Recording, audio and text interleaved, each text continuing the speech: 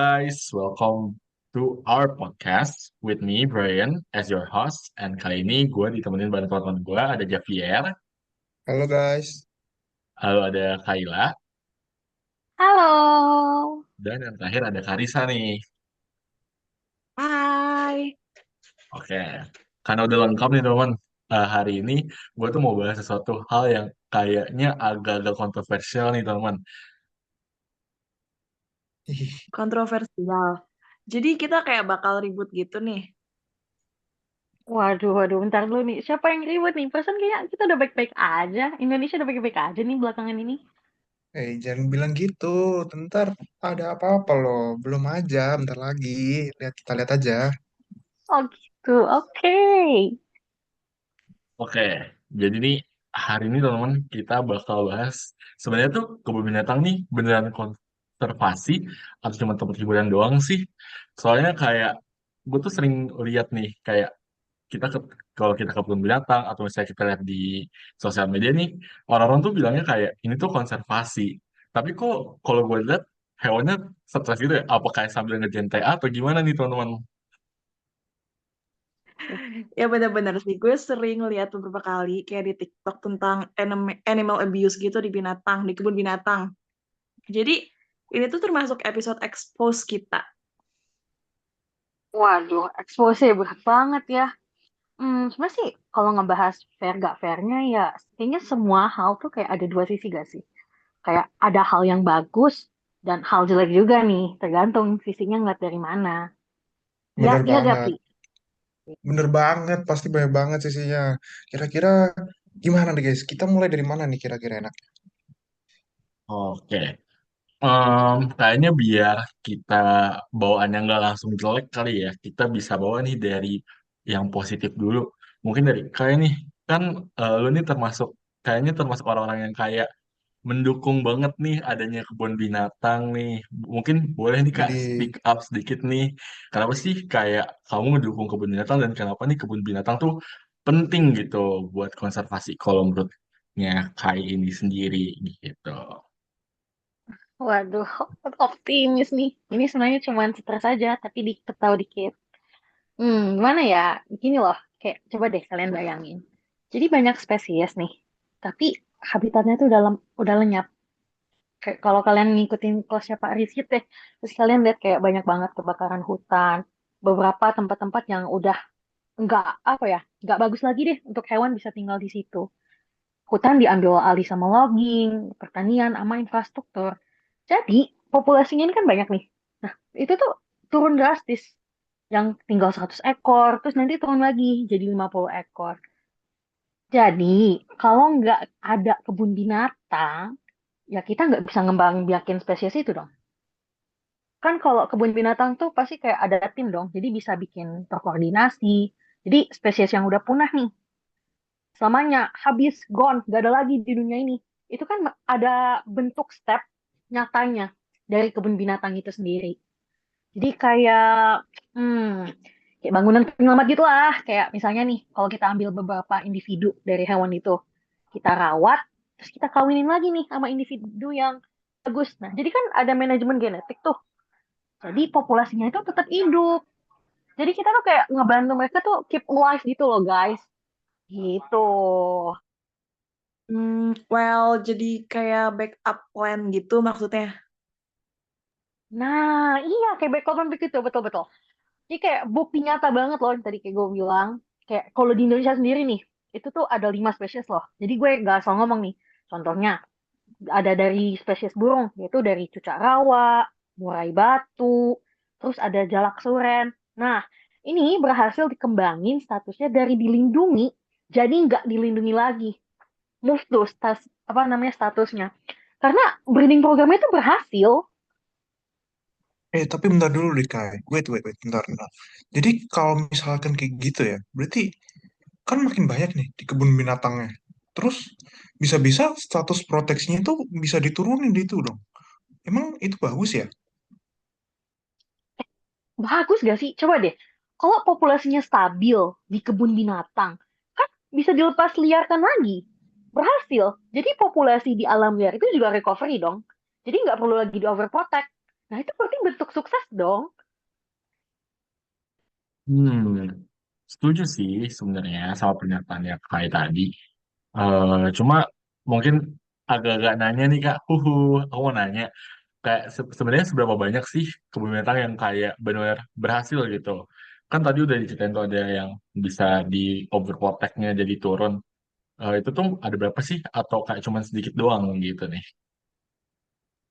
Oke, Kak Brian, thank you nih. Aku jadi jump in ya, Kak. Oke.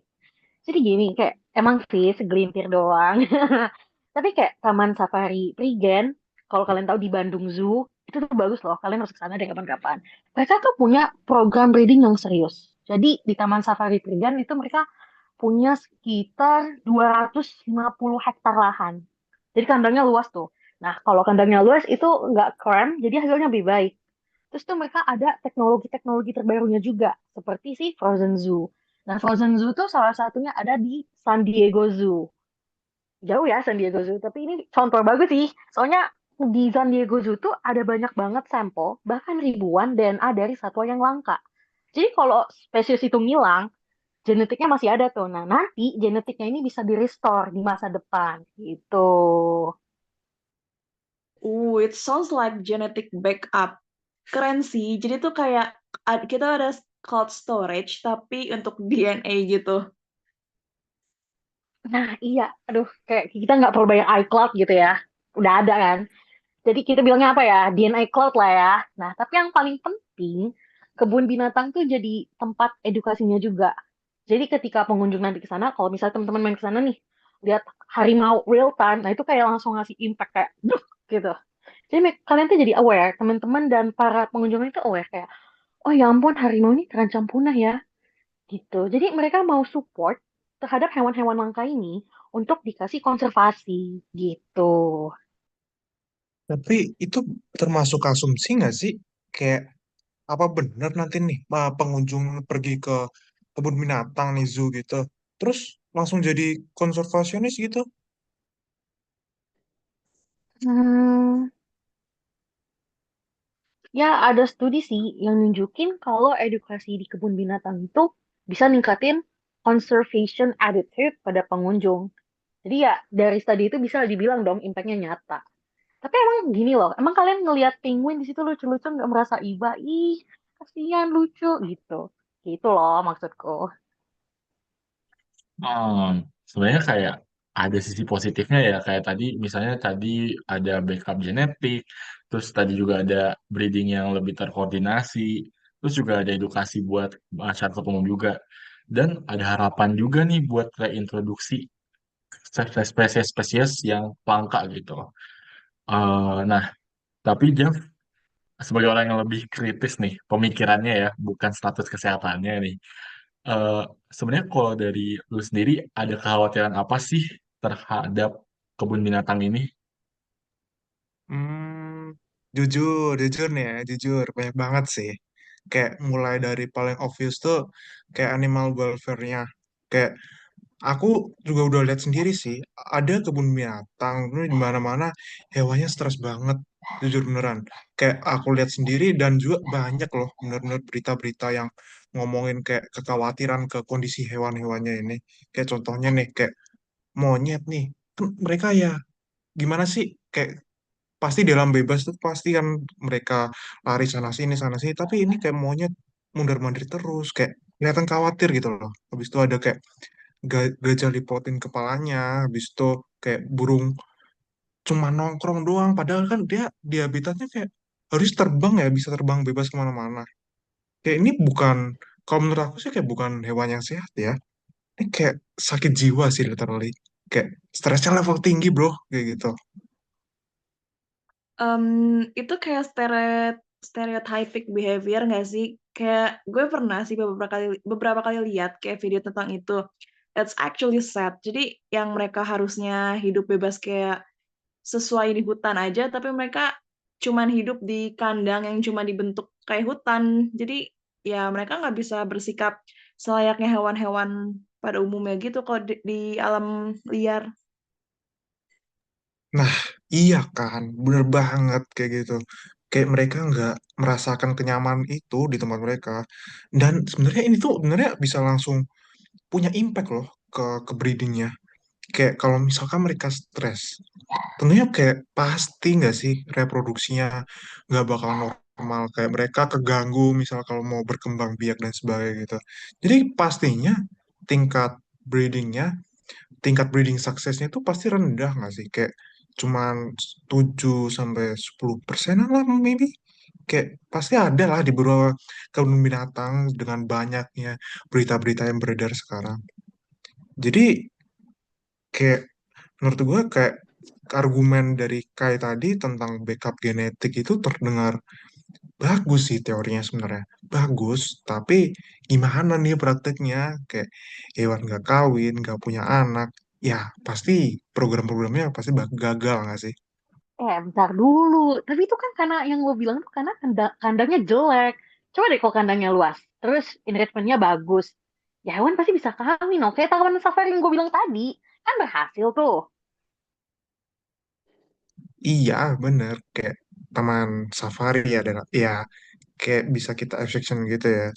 Terus kayak, ya tapi mayoritas kebun binatang pasti punya budget terbatas nggak sih? Karena eh, lahannya aja kita lihat. Pasti ya kandangnya pasti mereka udah punya ukurannya ya dipatonya segitu, nggak bisa seluas-luasnya atau mungkin nggak bisa mengikuti standar normal yang mereka perluin, maksudnya binatang-binatang yang perluin kayak SDM-nya pun dengan begitu banyaknya hewan ya belum, walaupun pasti sih pasti semuanya dilatih dulu awalnya, tapi apa benar nih SDM-nya bakal benar-benar terlatih? Jadi hewan-hewan ini kayak hidupnya, kondisi mereka tuh kalau aku lihat tragis beneran. Kayak misalkan nih ada kasus di kebun binatang di Medan nih beberapa tahun lalu. Kayak kandangnya kotor, hewan-hewannya kelaparan, kan kelihatan kayak hewan-hewan kayak kurus kering gitu. Terus kasihannya tuh sampai ada yang mati. Terus juga nih yang viral-viral kayak kebun binatang di Bandung. Nih kayak beruang madunya nih kurus, habis itu minta makannya ke pengunjung, kan harusnya udah kayak udah pasti kenyang diurusin gak sih sama penjaga-penjaganya di situ. Kayak itu kan bukan konservasi, itu kayak diabain aja hewan-hewan di situ. Ah, iya, iya. Gue pernah lihat sih berita itu. Lumayan jadi sorotan juga. Once again sih sedih liatnya. Terus ada juga kan yang tentang anak gajah dinaikin pengunjung itu kemarin. Itu lebih kayak ke eksploitasi juga sih menurut gue. Karena mereka sehari bisa dinaikin berapa pengunjung gitu. Benar, exactly. Kan kayak dimana dia ngebawa problem-problem itu ya, kayak pasti di belakang ini semua tuh kayak contohnya kayak ada motif bisnisnya nggak sih, kayak motif bisnis versus konservasi nyata gitu. Kayak pasti banyak kebun binatang yang lebih prioritasin tuh hiburan, entertainment buat pengunjungnya gitu daripada konservasi yang benar-benar ngebudidayain ya, ngejagain hewan-hewannya gitu. Kan kayak kalau entertain pengunjungnya pasti mereka nunjukin kayak atraksi hewan, pertunjukan-pertunjukan kayak penunggangan tadi itu bener kayak ngasih duit nih buat bisnis gitu. Dan sebenarnya ini tuh malah menyampingkan program bidding itu, karena ya menurut mereka pasti program breeding ini mahal, habis itu kayak butuh puluhan tahun kan saintis-saintisnya kayak gitu sih. Bener juga sih kalau dari kata lu tadi.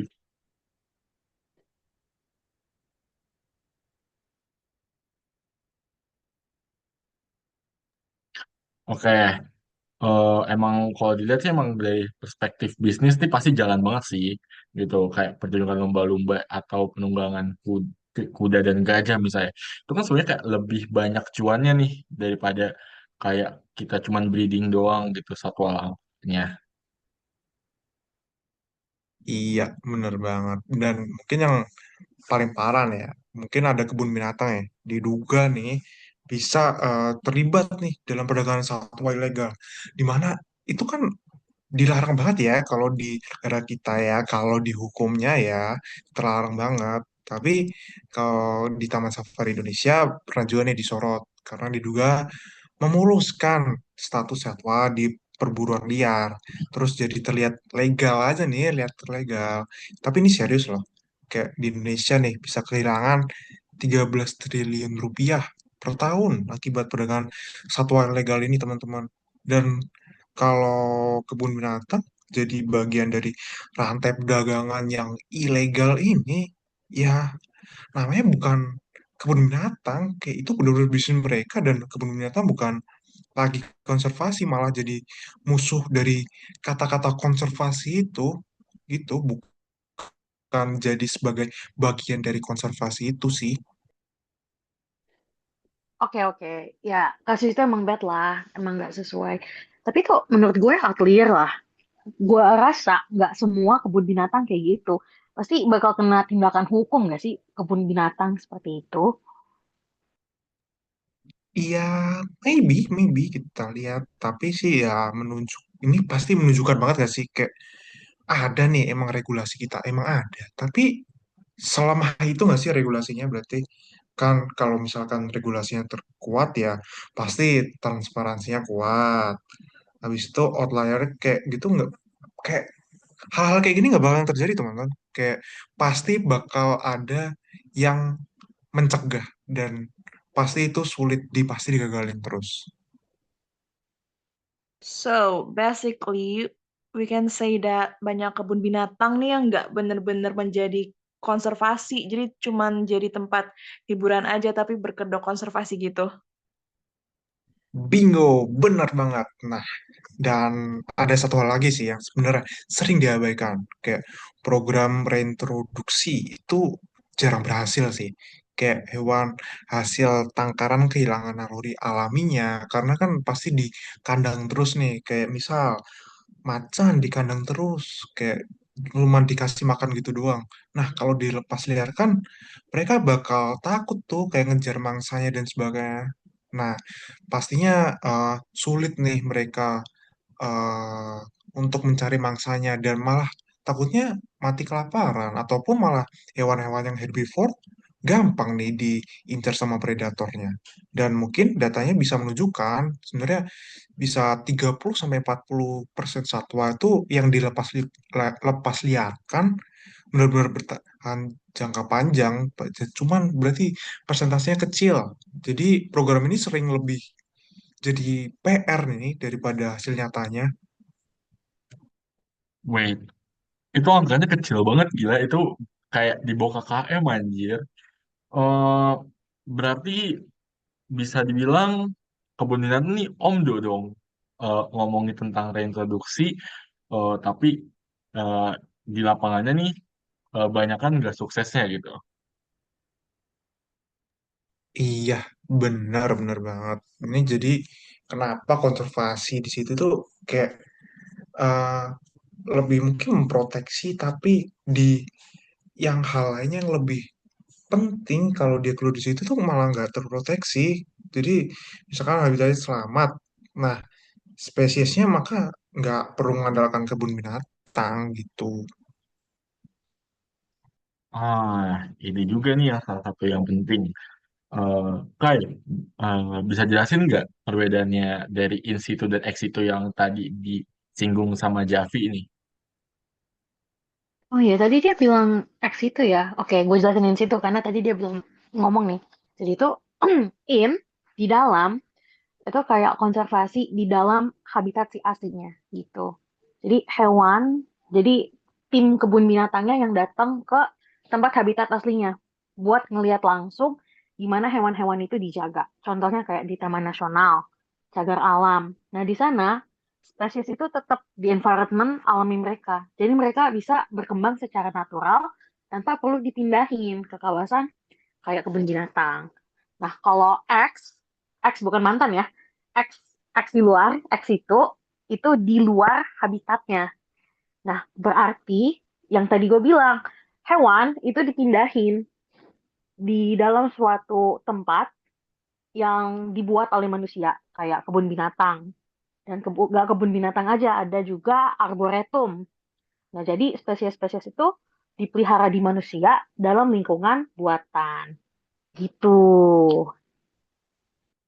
Oke, jadi kalau dianalogiin bisa gini nggak sih, in situ itu sama dengan ya mereka aman di rumah mereka sendiri, sedangkan kalau ex situ itu dipindah ke apartemen manusia gitu. Nah, berarti kayak direlokasi gitu ya. Oh, tapi kalau kayak gitu sebenarnya mana sih yang lebih baik? NC itu seharusnya prioritas utama nggak sih? Why? Karena ini di alam liar, kayak spesies tetap ovulasi natural dengan mereka sendiri, terus tetap ada ecological balance-nya, tetap bisa maintain genetic diversity. Lalu ini bisa sih, ini sustainable jangka panjangnya. Kalau X itu dependensi tinggi ke manusianya. Jadi kalau misalkan manusia nggak ngerawat, ya amit-amit, hewannya bisa mati. Plus, nanti hewan hasil tangkaran sering nggak bisa survive loh di alam liarnya. Tapi sih in situ itu nggak solusi yang well banget ya, apalagi untuk spesies yang tempat tinggalnya sendiri udah kritis banget. Kayak bayangin, hutannya udah kebakaran, udah kayak gak ada yang bisa dimakan atau bisa melindungi mereka. Itu kan habitatnya udah rusak total. Spesies udah tinggal dikit. Ya in situ sendiri tuh nggak cukup. Butuh in situ dan ex situ bekerja sama gitu gak sih? Oke, Itu jadi sih kalau menurut gue. ber- oke. Berarti harusnya in situ tuh jadi yang utama gitu ya. Terus X itu jadi back burner alias backup plan-nya gitu ya. Bener, bener. Tapi gimana nih kenyataannya nih di negara Konoha ini, di Indonesia. Nah, pasti banyak nggak sih habitat yang nggak diproteksi dengan serius? Sebaliknya, malah fokus terlalu banyak ke eksitunya, ke kebun binatang ya. Ini logik yang terbalik sih sebenarnya. Kan harusnya kalau prioritas yang pertama, proteksi habitatnya. Terus yang kedua, edukasi masyarakat nih buat stop untuk berburu ilegal nih. Gak baik banget nih. Terus itu yang ketiga, nah misalkan baru nih kalau semua itu gagal, ya eksitunya nih baru pilihan jadi pilihan yang terakhir. Jadi let's say in situ itu tuh kayak dokter yang cuman yang ngobatin penyebab penyakitnya, sedangkan ex itu cuman gejalanya. Iya, benar banget. Karisa itu ngerti banget tuh. Ya oke deh, oke fair point sih. Javi banyak ngomong yang bener ya tadi. Tapi tetap aja sih, kalau spesies udah di ujung tanduk, kayak udah nggak ada harapan mau pergi kemana lagi. Ya di situ, X itu tuh bisa jadi harapan. Karena kalau nggak ada kebun binatang, yang dimana oksigennya nggak mencukupi, nggak bisa nyari makan karena rumahnya udah rusak, spesies itu pasti udah punah. Kalau nggak ada X itu,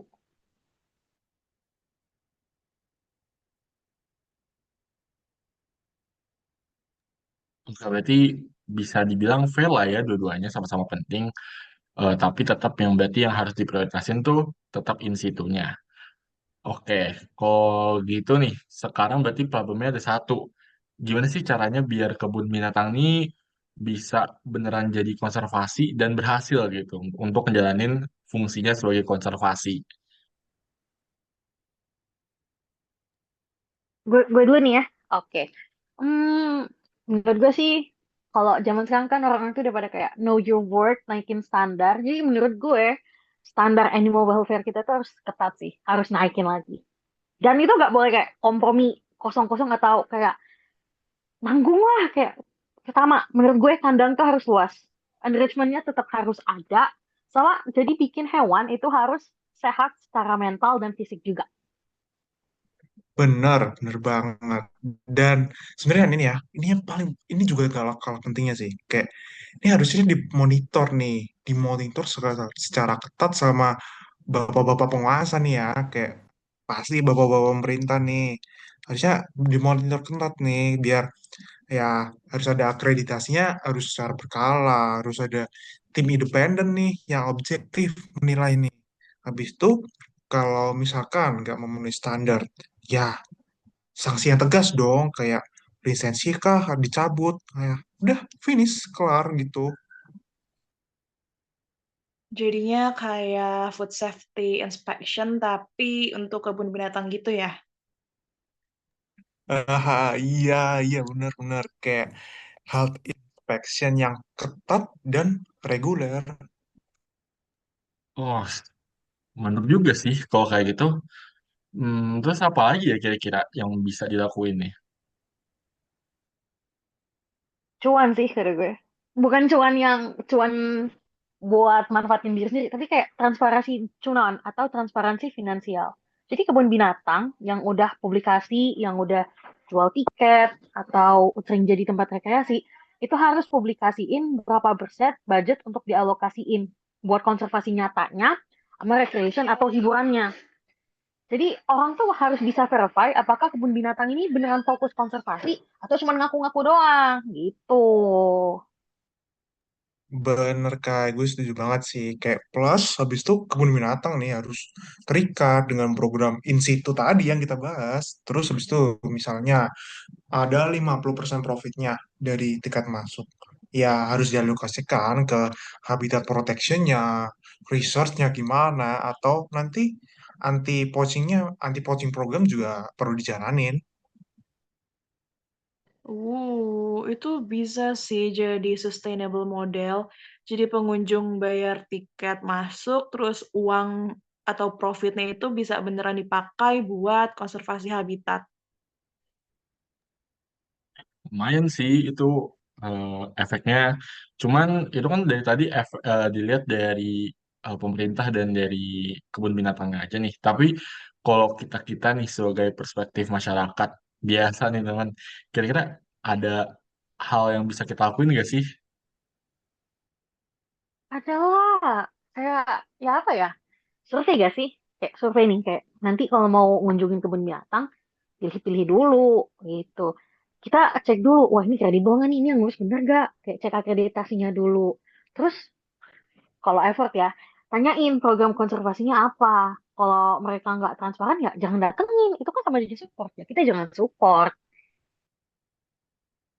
Iya benar, benar banget kayak kayak juga tambah lagi jangan ikutan tuh atraksi-atraksi kontroversialnya kayak nuain ganja, atau bisa pegang-pegang harimau, apapun itulah. Kayak itu malah justify hewan-hewannya dieksploitasi, guys. Dan kalau bisa nih ya, dukung juga habitat protection-nya secara langsung, misalkan dengan cara donate ke NGO terkait, ikut clean up, stop beli produk satwa liar ilegal, ya gitu-gitu deh. Oh, berarti bisa dibilang kalau pengen support konservasi yang beneran nih dari kebun binatang tuh nggak bisa cuma dari kebun binatang aja yang harus kita andelin, tapi dari semua aspek ya kalau kayak gitu. Speaking of, ada nih kasus yang menarik nih, bisa kita bahas nih, guys. Kayak tahu nggak sih, kalian pada denger nggak sih kebun binatang Bandung? Pada tahu nggak sih, guys? Iya, iya, viral banget sih tuh yang tentang beruang madu kurus itu. Nah, iya kan. Nah, ini gue heran nih, masalah di Bandung Zoo nih. Itu bukan hal baru ternyata. Kayak udah puluhan tahun dari era Belanda, dari era Belanda aja udah kayak ada laporan tentang animal instrument ini. Nah, terus tahun 2025 ini masih aja ada kejadian. Nah, ini buktiin nih bahwa regulasi nggak dijalani serius. Punishment-nya nggak ada, oversight-nya lemah. Wah, parah sih kata gue. Aduh, ampun deh. Tapi ada kok yang bagus kayak masih ada harapan nggak? Kayak contohnya kayak Gembira Loka Zoo tuh di Jogja. Itu akreditasinya A loh. Sangat-sangat jomplang ya. Tadi kan jelek, terus yang ini tiba-tiba A. Tapi in seriousness, mereka tuh punya program konservasi yang serius. Jadi nggak semuanya jelek. Jadi ini bisa kayak doa kita, semoga semua kebun binatang di Indonesia tuh baik gitu. Bagus. Fair point sih tadi dari kite. Jadi ada yang baik nih, tapi ada yang jelek juga. Dan ini sih yang bikin jadi pentingnya awareness buat kita-kita nih untuk tahu mana yang support konservasi beneran dan mana yang enggak. Jadi kasarnya tuh trust but verify ya. Iya, benar. Don't blindly assume kebun binatang itu konservasi. Lihat bukti nyatanya, programnya apa, budgetnya transparan nggak, terus animal welfare-nya bagus nggak. Nah, baru kita putusin support atau enggak. Oke, setuju banget sih. Oke, tapi kayaknya kita udah kepanjangan nih. Jadi mungkin eh, bisa langsung kita tarik kesimpulan kali ya. Buat kebun binatang itu sebenarnya bentuk konservasi apa bukan? Bisa dong, tapi banyak syaratnya. Kalau serius, pengelolaannya baik, programnya terukur, dan kita bisa bilang kebun binatang bisa jadi alat konservasi yang valuable. Ya, tapi kenyataannya menunjukkan banyak juga kebun binatang nggak memenuhi syarat itu. Jadi sekarang kebun binatang lebih banyak nih jadi tempat eksploitasi hewan-hewan daripada konservasi secara nyata. Berarti solusinya nih kita harus push for better standards, transparency, and accountability. Gitu sih, ya nggak sih? Benar banget nih, Kak, Kak Risa. Kayak dari pemerintahnya juga harus ada dampak langsung yang kok dampak sih tindakan langsung nih dari kebun binatangnya juga, terus dari pengunjungnya juga, dari masyarakat kita tuh harus lebih kritis dan nggak secara buta gitu nge-support kebun binatangnya. Oh iya, gue juga mau nambahin. Itu sih, prioritasin in situ, proteksi habitatnya. Kalau habitatnya terproteksi, pasti hewannya juga ikut terproteksi. Dan itu apa ya, foundational deh. Apalagi kalau kita mau nerapin konservasi jangka panjang. Iya, betul banget. Kebun binatang itu di sini untuk mendukung, bukan sebagai solusi utamanya. So in conclusion, kita bisa bilang kalau kebun binatang tuh bisa jadi konservasi, tapi banyak banyak yang belum bisa nih untuk sekarang. Jadi kita perlu itu tadi melakukan push for improvement dan prioritas tetap habitat protection. Jadi fair kan? Fair, fair, fair, fair, Tuh, fair. pinter, Karisa. Oke, mungkin kita bisa tutup nih buat podcast malam ini. Dan ini nih topik yang lumayan berat ya, tapi ini salah satu hal yang cukup penting nih karena kalau nggak dipikirin lagi nanti hewan-hewan bisa hilang gitu. Jadi sampai jumpa di episode selanjutnya. Bye bye. Bye guys, bye, bye, bye. Bye-bye. Thank you, thank you. Bye.